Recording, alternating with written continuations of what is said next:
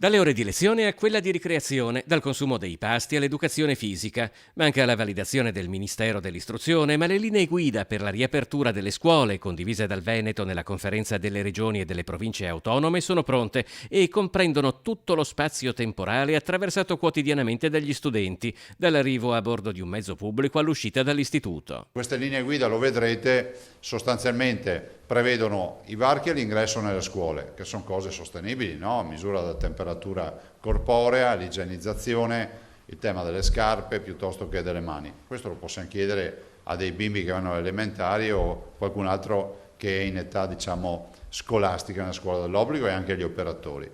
Nelle fasi di ingresso e uscita dovrà essere assicurata una distanza di almeno 1 metro.